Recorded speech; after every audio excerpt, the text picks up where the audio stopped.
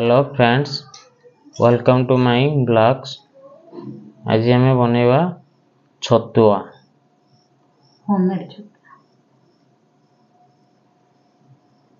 एटा हमर रही चूड़ा को भलसे भजा जाइछि।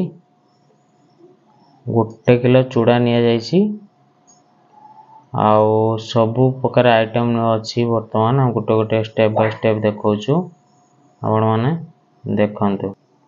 एटा आसीगला मुड़ी, सेटा देखले चूड़ा, एटा देखले मुड़ी। एटी दुई प्रकार आइटम अछि। गोटे अछि चाउल भजा है, उषना चाउल भजा है। एटा अछि दलिया। एपटे रहगला मुग भजा है, बादाम भजा है, संगरे अळैच।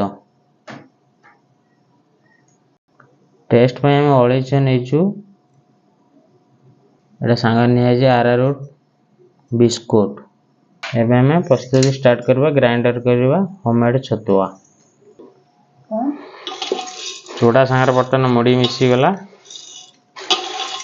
सबु जिनस बर्तन मिसी देवा। मिसी देकी बर्तन ग्राइंडर करबा। मिसी गला चाउल आ दलिया भजा।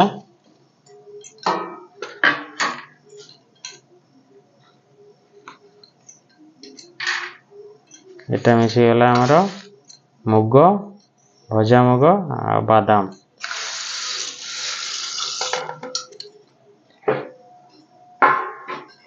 एटा आसी गला हमरो बिस्कुट।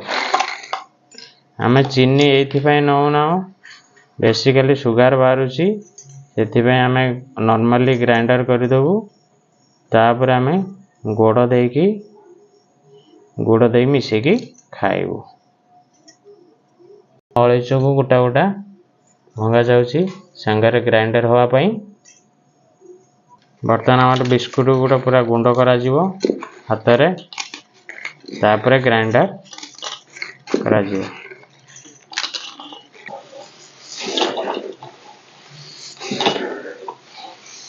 होममेड छतुआ भलसे फेंटी देबे। तापर ग्राइंडर करिवे। सब जिनस भलसे मिसी जीवो। तापर ग्राइंडर करिवे, भलो आसीबो। वर्तमान हमार ग्राइंडर रे सब हमार छतुआ जो रेडी हेतिला बर्तन तादर पसी गला। बर्तन ग्राइंडिंग करा जीवो।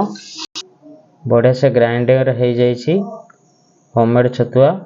वर्तमान आ रेस्ट जति बाकी रहला हम करिकी कंप्लीट करिकी रखि दबा।